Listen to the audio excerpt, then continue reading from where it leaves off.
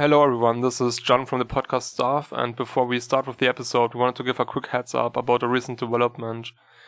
One of our most prolific writers, Logan Marie Glitterbomb, is currently facing charges in Florida for self-defense.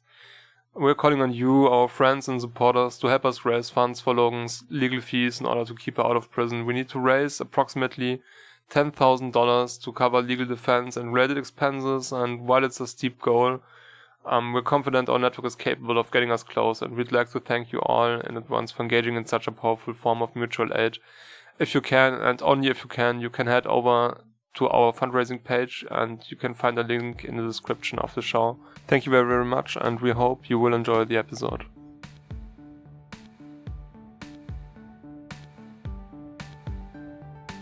Hello, and welcome to Mutual Exchange Radio. This is Alex McHugh. I'm usually behind the scenes, but I stepped into the host chair today to do an interview with two of the lead contributors to our summer symposium on decentralization and economic coordination.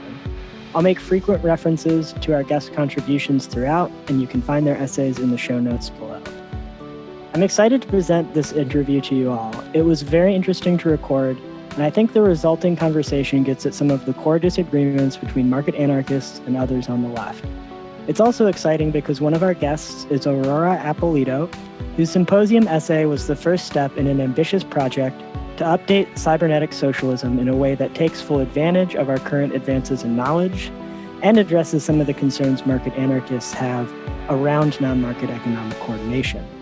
I think it's an undertaking that should be of interest to anyone on the left, and I was glad to have the opportunity to dig into that a bit in this interview.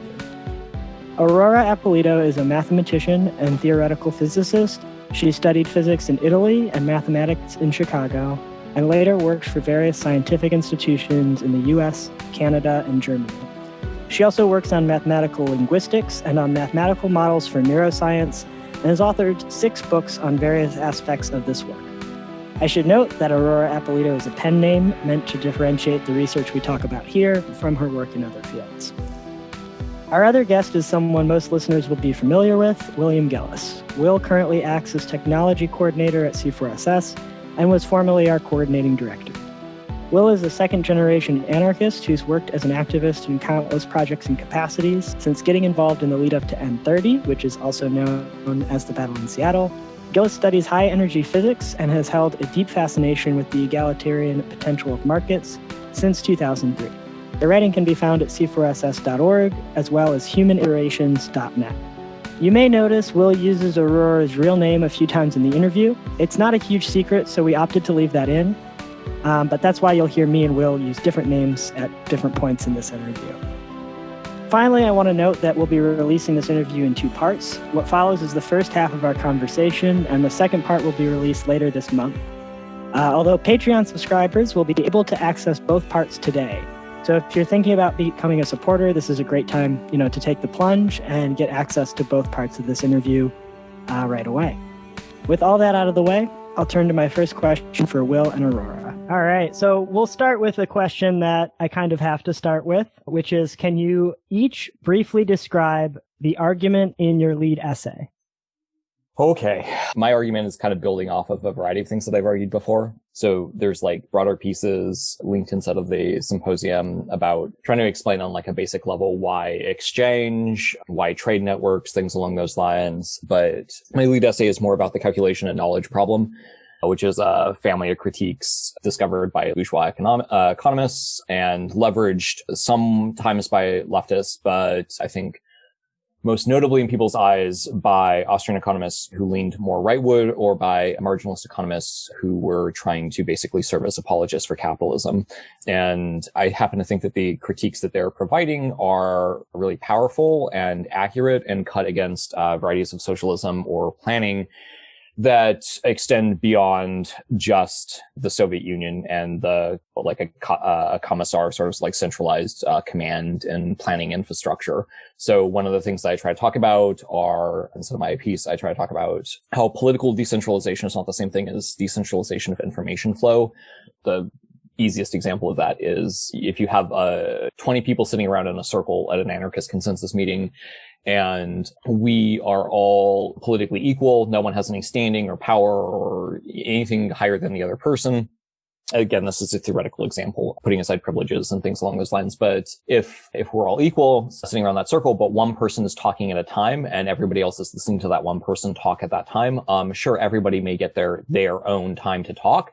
And so there may be like a political decentralization, a political equality. But in terms of how the information flows, there's still a centralization because one person is talking and everyone else is listening to that person. This is not a moral critique. This is more like a technological critique of how the system functions. Specifically speaking, there are some limitations to centralization. There are things that can be like bottlenecks. So let's say we increase the scale of the organization and we have 150 people at like there used to be at anarchist spokes councils before like big summit gatherings. So you have like 150 anarchists together in like a room and everyone is trying to like take their turn, or even if we can't get to all 150 people, the people who've like been put on stack or whatever are there. But because one person is speaking at a time, the other 149 people are not speaking during that time. They all have to listen. And so that can create some inefficiencies. It can create some limitations, as opposed to a situation where instead of those people being structured centrally, if they were more fluidly associating in informal conversations and one-on-one conversations, that kind of thing, ideas and conflicts and stuff might get resolved in a faster way, or one problem that a small number of people are interested in, so those people could solve. Whereas if you have all 149 people listening to that one person at a time, those people can't be solving maybe the problems that they want to solve as opposed to the problem that the speaker is talking about. There's all sorts of different things in there, and merely breaking a group down to like smaller elements and then federating it up still cause problems because at each level of federated steps.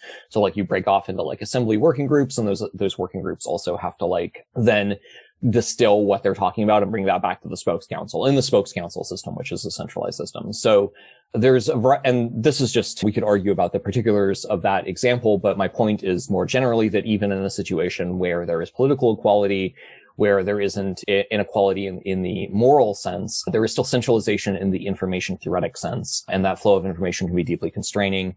And moreover, there are deep constraints with regards to like human brains and the difference between the information density that is possible in a human brain versus like what can be conveyed with the bandwidth of human language. So when someone is thinking about something, they can oftentimes, like their neural connections will in some be able to speed far faster than the syllables of like spoken English language can convey information. In average, obviously, like information is referential. So like if you reference the words like the Big Lebowski, you're referencing a sum of information much larger than like just within the words themselves. But like the average communication depth or density that is possible in some of the language is still like relatively fixed. And so that limitation plays out in terms of communication, whether that's verbal communication or written communication, or honestly anything that involves input or output of the human brain. Whereas the things that can happen inside the human brain are oftentimes far faster. We can think faster than we can speak. And that constrains a lot of things. And it also is part of the reason why meetings feel so oppressive and totalitarian oftentimes, because we will have solved a problem and have to wait forever for like everyone else to talk out the answer, even if everyone in the table already like basically has independently reached a conclusion.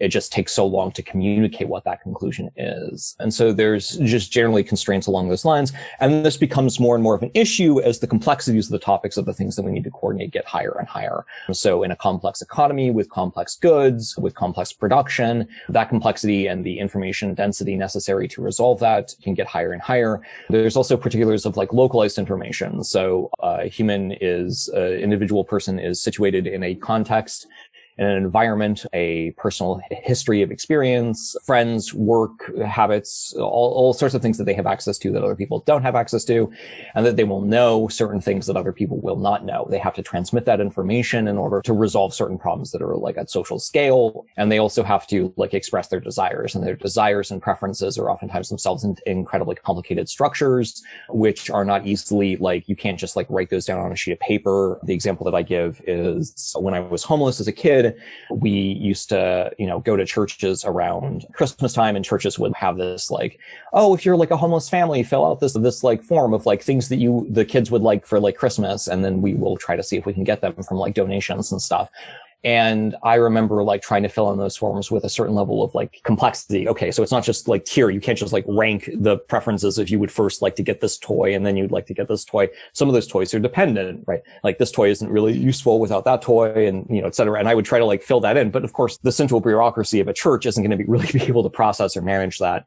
And that's a simple example, but that sort of dynamic plays out much larger when you're trying to do collective problem solving through centralized decision making. So that's a constraint I talk about. I also address a variety of, or I also talk about how basically like there's trade-offs. So every single choice is a matter of like this versus that kind of like considerations. And we need to have revealed preference, even if people in a conversation are angelic, honest, perfect humans who are seeking the best and desperately trying to satiate the desires and needs and whatever of their fellow compatriots. It's impossible in human language to really like convey how much one desires something and weigh that versus like how much someone else desires something or needs something. You can kind of like get around this in like brute terms. You can kind of feel your way around it to some degree, but saying I really want it, and then somebody else is like, well, but I also really want it. What does really mean? It's not quantifiable. It's not even really comparable without something where you can actually test that person's preferences. So the real brilliance of trade and of reveal preference through trade is the fact that you can say, okay, well, when push comes to shove, I would actually prefer 8 oranges to 7 pears or whatever. You can make that trade yourself, and the fact that you have to commit to it, that if you say I would prefer this to this, then if that trade is proffered to you, you have to take it. Not in the sense that in the sense that if you saying it isn't enough, but if that trade is actually presented to you and you actually take it, then that reveals to the world that you actually did indeed want that.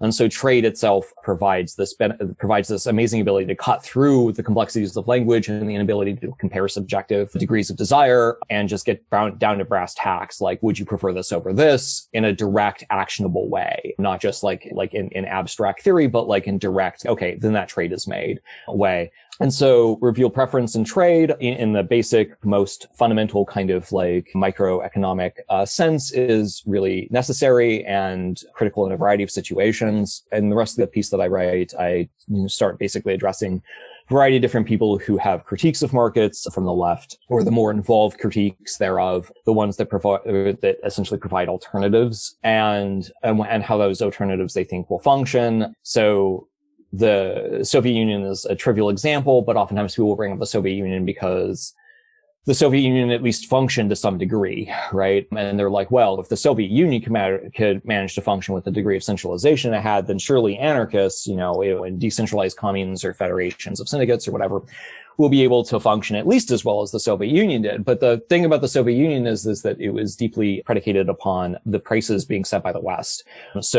And also the black market internal to the Soviet Union. So it honestly, there's no evidence that it would have survived at all were it not for its capacity to basically copy the homework of its own internal black market and the markets insofar as there is any real market. We can speak of an actual market as opposed to more of a capital dynamic in the West. And we have explicit examples of this, like Gazprom officials would get their agents in the West to steal robot catalogs, and then they would just take the prices from them and use them to do internal calculations because they were unable to do those calculations basically on their own because they didn't have a price system. There's also Cockshott and Cottrell, who are authors of New Socialism. I cover their stuff. They replicate the price system for consumer goods, so they still have a market for consumption, but they have to distinguish between production and consumption in these really obtuse ways, which ignore a bunch of things.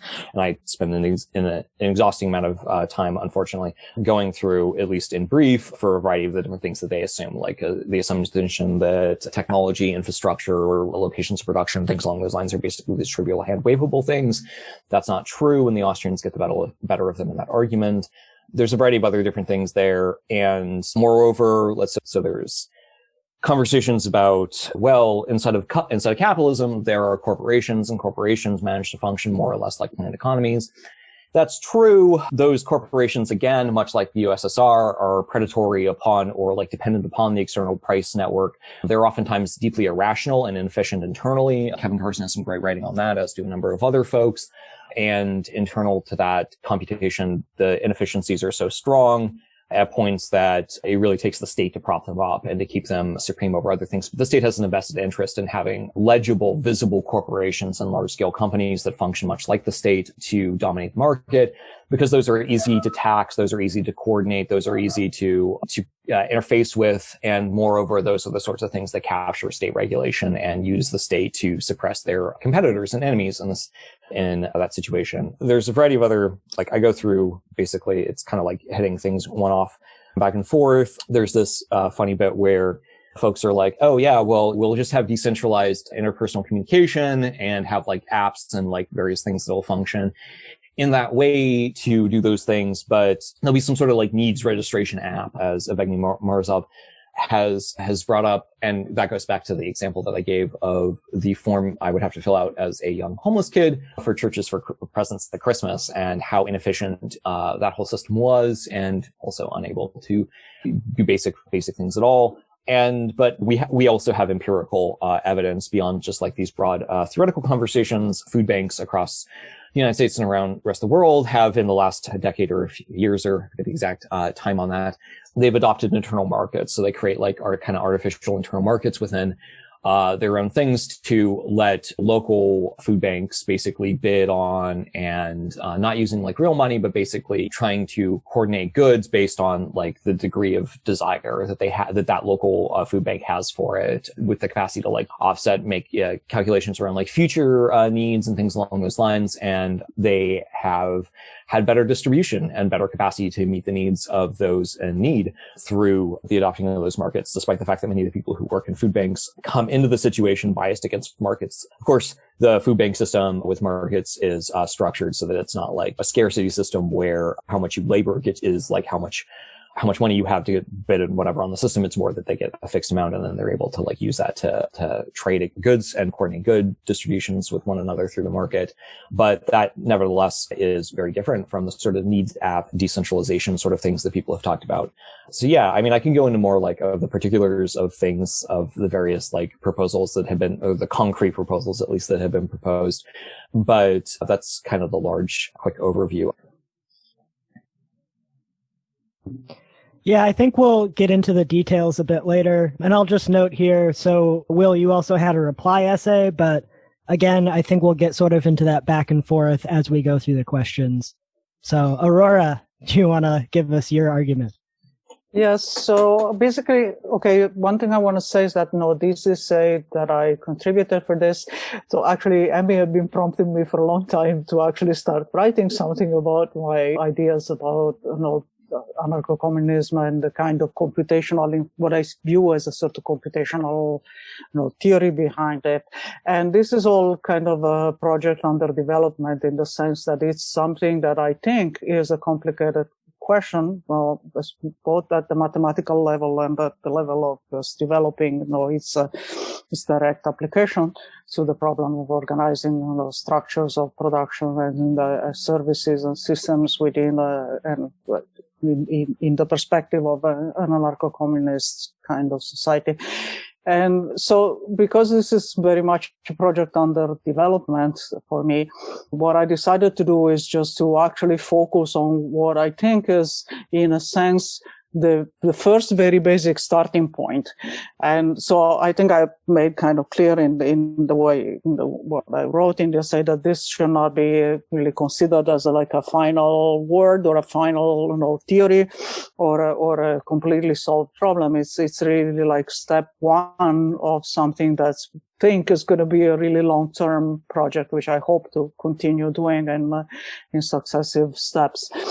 But basically the point that I had to decide where to start, right, to talk about this, I decided that, one thing that I wanted to focus on, I come from a, communist background. So one thing that I find very frustrating is that, a lot, especially in the last few decades, from the 90s on, there have been a kind of, the trend in various kinds of communist movements and perspectives to actually, in a sense, just give up on this scale problem and on this kind of computational approach to scale problem, and basically kind of refuse the computational approach and actually refuse to try to analyze what would be from this theoretical and computational perspective, or what would be viable alternatives to the point of view based on markets.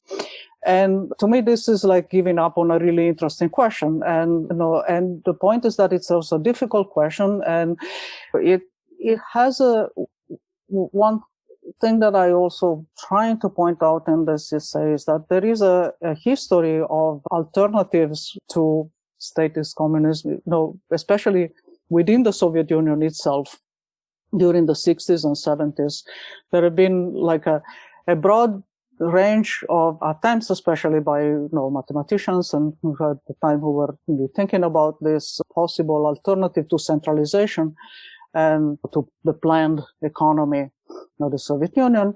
And the attempt was to actually build a kind of decentralized network that could eventually take over the managing of the economy of the Soviet Union in a way that would no longer depend on centralization and so on. The story of that is kind of interesting because Khrushchev had originally supported the creation of this network, but of course it became sort of clear that this was taking away power from the centralized government, so it was more and more opposed. There were all kind of additional problems, and this eventually was the old project eventually was shelved.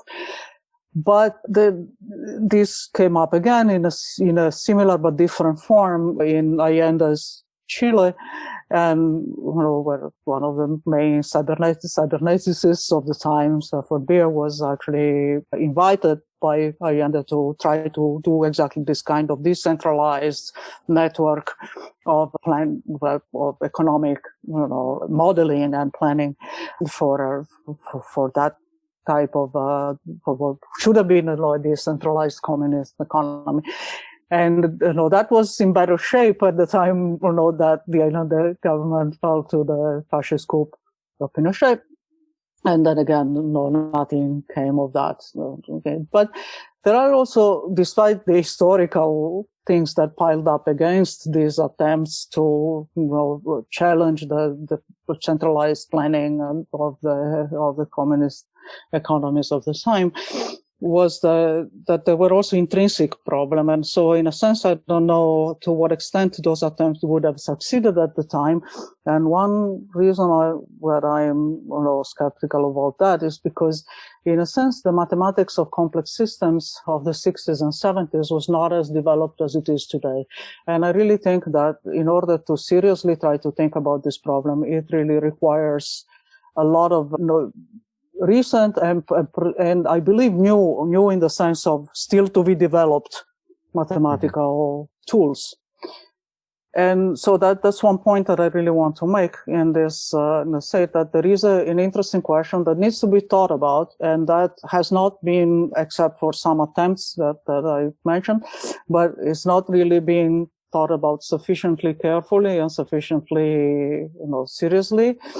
And that just taking the point of view of abandoning this computational approach, leaving it purely to So I mean, there's a tendency if you look at recent contemporary communist philosophers, for example, those that come from. I just want to mention the people who are in these non-authoritarian streams of communist philosophy. Those that the ones that arise from the autonomia movement of the 70s, like Bifo, Berardi, and so on, where he's been, in his recent writing, has been completely negative about any kind of mathematical computational point of view, completely leaving that to the disasters of financial capitalism and the oppressive nature of financial capitalism and so on.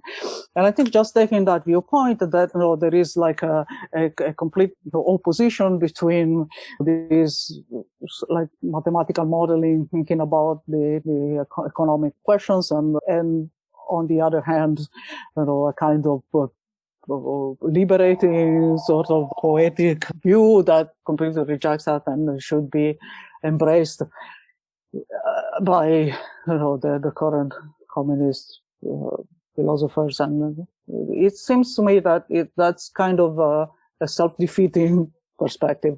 And it's not like I have anything against this role for arts and poetry. I've actually made a specific point about that, which I think maybe we'll talk about later, that I think those are actually an absolutely essential part of having a viable system of what I call cybernetic communism, which I'll say more about in a moment. But I don't want to see this opposition between these kind of cultural contributions, like the arts and the literature and the mathematical thinking discussion. They are actually part of the same. They should be part of the same package, and that's one of the points that I'm trying to make. And so more specifically into the thing itself that I talk about in this essay, it is the part of this long-term project that I talk about in this essay. One thing that I want to focus on is complexity. And the reason why I'm focusing on that is because I think that without that, you just don't even, it's actually impossible to get started on designing a non-authoritarian, decentralized communist system. So you need enough complexity for such a system to exist. And this again kind of goes against certain trending kind of primitivist or points of view that try to give examples of pre-industrial societies as examples of communist societies. But that to me doesn't make any sense. I mean, socialism and communism are a product of the Industrial Revolution. They actually make sense in a post-industrial world of sufficiently high complexity. And if whenever one tries to reduce complexity, one ends up in a kind of authoritarian position. I mean, the extreme example of that is fascism, which is the extreme suppression of all forms of complexity. And so I make an example by referring to a recent study that analyzed the historical polities across various epochs. And of course, this includes largely pre-industrial societies. So I'm not going to say that this is a model for a communist case, but it just shows that across the history, one typically sees two kinds of growths in size of systems and growths in complexity. And the problem is that when growth inside is not matched by growth in complexity, one ends up with systems that are essentially authoritarian. And the more authoritarian, the more the growth in size is not matched by growth in complexity. And the more possibilities for systems that are not relying on authoritarian structures, then when complexity largely exceeds the growth in complexity largely exceeds the growth in scale.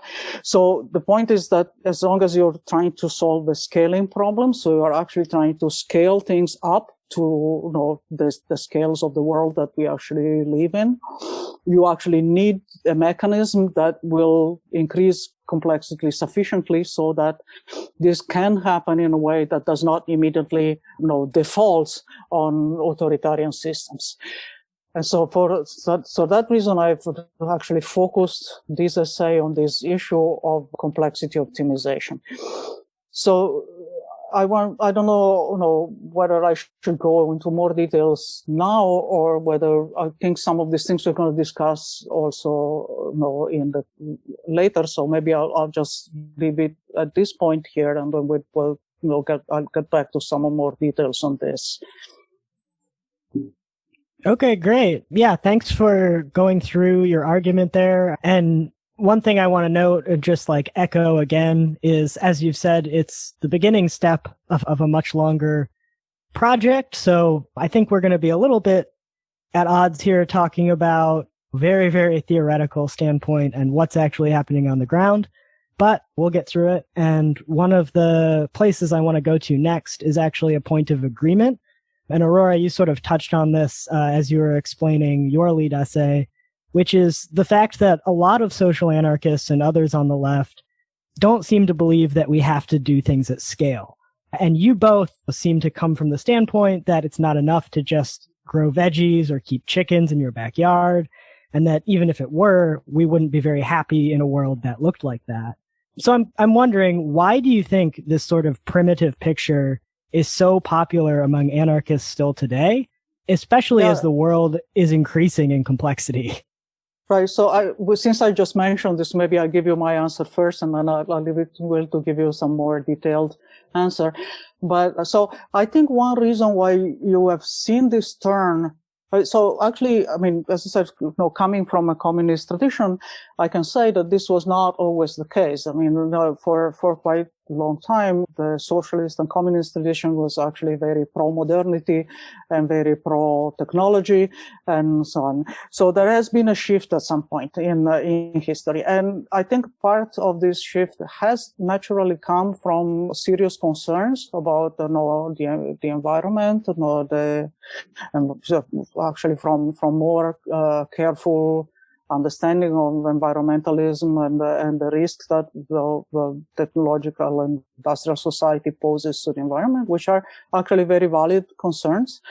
But this has actually brought a lot of people to a very quick conclusion that in order to face these problems, one has to abandon the industrial society and abandon the modernity. And unfortunately, this is a solution that, I mean, I called it a self-defeating solution earlier, but I think the problem is, okay, the world has increased in complexity, and it's based on, and it's not just because of the functioning. I mean, people tend to say that this is an effect of capitalism, and that it has to be rejected along with capitalism. And I completely agree that capitalism needs to be rejected, but not modernity and complexity. And you can see this. So the idea that you can go back to function as a pre-industrial society is flawed on a lot of levels. First of all, because a pre-industrial society does not sustain 7 billion people. So this solution is intrinsically genocidal, because what are these 7 billion people going to do if you want to revert to a system that is not going to support 7 billion people? And also, I mean, this idea, fascism is intrinsically, has been historically a reaction against modernity, a kind of agrarian fantasy about a sort of mythical past that actually, the greatness of a mythical past that never existed. And we don't want to make that mistake. I mean, the point is, of course, there are very serious problems, and we see the climate change problem right now, which is one of the absolutely most essential problems that need to be faced. And this has to be, is a problem that has to be addressed and is very urgently. But this is not the abandonment of modernity that will lead to a solution. Yeah, I mean, I think there's a variety of reasons as to why the left took this path. I think that Aurora is right that there was a certain sense of despair. I think some of that despair comes from correct analysis of the flaws of the Soviet Union, and I think there is an incorrect element that's bundled in there, which is kind of twofold. One is that there's this kind of assumption that the Soviet Union was, and communist China before it turned full state capitalist. There's this kind of assumption that they were the apex expressions of modernity, and that modernity looks very much that the notion of trying to solve things at scale inherently look like the kind of centralizing processes that James C. Scott talks about in terms of forcibly making the world legible. And there is a correct analysis of all the ways that states and centralized processes have tried to plan and handle things at scale. And what that has typically looked like is mass genocide, ecocide, devastation, destruction, and things along those lines. What I think was probably the real bad, I think there's a sociological aspect as to why the left took the turn, but I also think there's a theoretical aspect.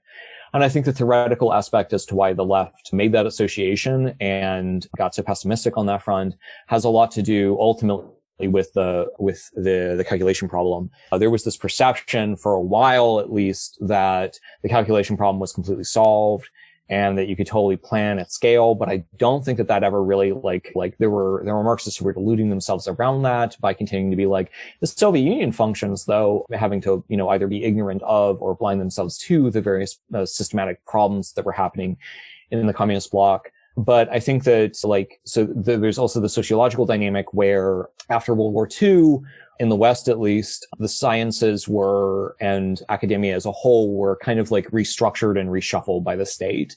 And this is kind of the birth of like the two cultures conflict between, roughly speaking, the humanities and the hard sciences, and between like different modes of thinking. And I think that definitely over the last 70 years, the left has shifted more and more and more towards an identification of kind of like, we are the humanities. And if we even let the hard sciences exist, or those things continue to like persist at all, they must like entirely take like a belly showing kind of subservient view or perspective. And so there became this kind of like this politicization of kind of two ways of thinking about the world.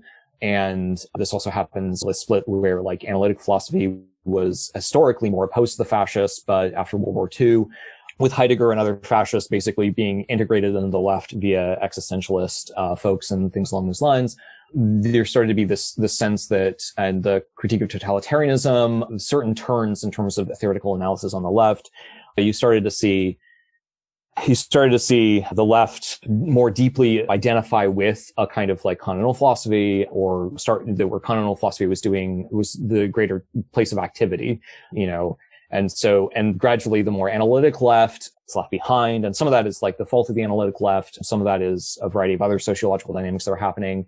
But a large part of this is also the result of very specific like actions and things that took place to academia during like the early Cold War, or during World War II, where leftists who used to infest a lot of sections of hard sciences were basically pushed out. So people like David Bohm basically get cast out.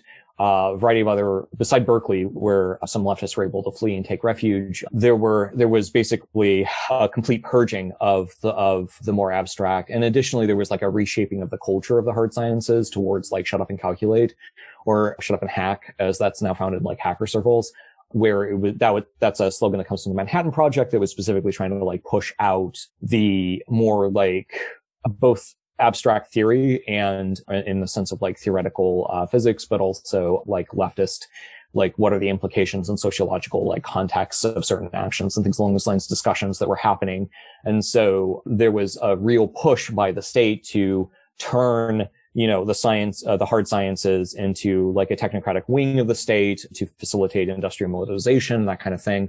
And at the same time, the folks who had moved into the humanities, or who had historically had a higher representation there, inherited a lot of the culture, if not the direct members of like the aristocracy in Britain, and some of those tendencies persisted. So you started to see like an identification with like rural life. You started to see like, okay, so the sciences are stealing budget and respect and prestige from us in return. And like also the atomic bomb is a horror. In return, we have to like frame ourselves and contra that. And so like you see that's one sociological sort of like dynamic that explains the resurgence of like Heidegger and like all these sorts of things. There's a really good book, The Unabomber at Yale, that describes basically like his experiences, the professors and the currents and the thoughts and the things that were popular at that time, and the emergent like theorists. And then you watch as like a number of Marxists start to basically turn away from communism and turn towards primitivism. And I think that they do that in part because of like deeper theoretical issues or unsustainable theoretical issues around how do you handle coordination? How do you handle computation? How do you handle these issues of the knowledge problem, etc.? How do you handle like applied communism? But I think they were, and also inherent problems that were starting to emerge in like Marx's broader like framework of value theory, etc. But they were also like in the face of that, and in the face of the authoritarianism that was increasingly visible in the communist bloc, they started to turn to basically one part of Marx that doesn't require some analytical thinking, which is the kind of like his, the stuff, the communitarian stuff that he cribs from like indigenous communities and traditions, and the kind of very slapdash Western mythologized communitarian ideal past. And so that segment of Marxist theory started to like propagate and grow, and I think took root pretty deeply. And so you see like the Frankfurt School and the post-structuralists turning against modernism, and some of that's like motivated by like a backlash to central planning indirectly, but still. And I think that also with this comes like a general turn to reactionary frameworks against radical frameworks. And generally that's like, it's kind of a despair at calculating or accomplishing anything, because people tried really hard at these utopian projects, and these utopian projects were derailed. And if you were an anarchist, maybe you weren't so affected by that because you had seen these things coming. Anarchists had predicted the failures of Marx. But if you were a Marxist and you refused to concede that anarchists had been right all along, or you thought that they were right only by luck, you really had to like grapple with why did they win, and why did their analysis end up correct? Why did, despite all of our best efforts, so-called, did things collapse in the horrors of the Soviet Union? And I think what kind of comes out of that is a kind of reactionary tendency where it is deeply skeptical and distrustful of planning in the individual sense, or like individual radical evaluation. So like finding the roots. And so there kind of becomes this turn towards like relativism, and I think what is much more functional in terms of like building a left like movement where everyone is allowed to have their own like perspectives, but they kind of keep them within a bubble. And the main thing that kind of gets turned against is universalizing. So like the critique of totalitarianism turns, so I think it's a kind of misapplied critique of the horrors of the Soviet Union and of fascism, but it ends up like turning against the notion of like universal truth or like analytic evaluations of things. And so you start seeing people turn towards more like relativism, but also in the process of that, a turn towards kind of like traditionalism. And I think it's underemphasized that in the like historic debate over the calculation problem, there's basically three poles to it. There's not two poles. The three poles are markets, planning, and the third pole is tradition. Because if your little village economy functions off of tradition that has accumulated over an evolutionary, through small cultural evolution or evolutionary steps over a long period of time, you are relatively able to, create a stable, sustainable economy in some sense. The iron worker always does his thing, et cetera. All these things are really fixed over a long period of time. And so tradition can manage to sustain the economy because the economy isn't having to deal with rapid changes, evolutions, cultural changes, technological changes, things along those lines. So I think a lot of people on the left retreated to the reactionary position of embracing what has worked in the past, whether that's indigenous societies with particularly insightful or inspiring examples of egalitarianism, or that's just more generally like a turn away from analytic radical thinking that tries to grab towards the root dynamics of things, and then in the process figures out how the world can be radically remade or how structures can be radically remade in new directions. So I think that basically the left turned reactionary out of a sense of a vast despair. But that despair was ultimately, it originated in the failures of the Marxist project. And then further, I think that once those despairs had set in, the left that was still organizing, that was still forming a coherent social bloc at all, had to continue to function. And there are sociological constraints upon what you can do to keep a body of people still mobilized and present. So you can't let people, if you have a bunch of people in a coalition, you can't let those members of the coalition conflict with one another. So you want to step down the notion of one member of the coalition declaring that they have the truth. And so you want to make sure that nobody can make truth claims that extend outside of a small little tiny localized personal bubble or that kind of thing. And certainly there's a lot of values and insightful things that the left in this turn did, but the overall turn was against huge audacious ambitions, cosmism, etc. And in fact, I think ultimately towards kind of fear of desire itself, a kind of fear of radical individual subjectivity that is outward facing or tries to affect the world. I think the left basically oriented itself towards three real resolutions, which is one, either don't let your desires get too large, or 2, don't let your desires diverge from nature, whatever the natural state of your desires are. Like, you're just supposed to want to be a hunter-gatherer, so you need to return to that desire and change your desires to that. And then, like, the third one is more like of a Buddhist kind of quietism, where you just don't have desires at all. And so there's, from Once Upon a Time, there's, the left starts out with, don't just demand bread, demand roses, not just the baked bread, but the bakery too, the whole world, etc. These kind of infinite, like, expanding kind of aspirational, we're gonna invade the heavens and conquer death, all the kinds of like slogans from that time. And it turns around to infinite growth is a bad thing. You need to retreat back to what has worked historically, that kind of like perception. And that is like such a deep political change, or such a deep like theoretical and ideological change in the left, that it basically made the left like completely opposite to what it was historically before that. And it is a really interesting change. But I think like the thing that we need to really recognize, I think Aurora and I agree on that the desire for community building alone, where you just like sit in a subsistence farm and like have drama, and that is the only desire that humans should have, besides like to work the land and, or, to be hunter-gatherers, what are those things? Those are really deeply constraining, and that while they may provide small benefits, or that fantasy may provide small alleviances of pain to those who are most ground under the boot of capitalism today, ultimately, in the long run, they're not going to be particularly tolerable for people. Human beings have outward desires. We look off into the horizon. We constantly like build and create and invent and explore, and a society that does not enable the complexity and the collaboration at like larger scales and the level of connection at that scale just is depriving people of options and depriving people of freedom. And so you may see those things as dismissible stretch goals, but if we defeat capitalism and everyone is confined back to subsistence living or relatively low levels of complexity and economic coordination, the long-term result of that will be quite stifling and a constraint of material and physical freedom that is very, very negative, and that is just as important it's just important to combat that as it is to combat the constraints to social freedom. Yeah, actually, I think you're right to mention the influence of postmodernism, because there's also that got this idea of like abandoning the grand narratives and so on. And the point that in doing that, one is sort of giving up on the idea of dreaming, big dreams. And the whole utopian tradition of the left has been the capacity of dreaming big dreams. And it maybe some of these dreams, of course, that you're absolutely right, that the fact that some of these utopian dreams have been hijacked into horrible directions, like Stalinism and the history of the Soviet Union and so on, obviously is a very important cautionary thought about what utopia can be or cannot be.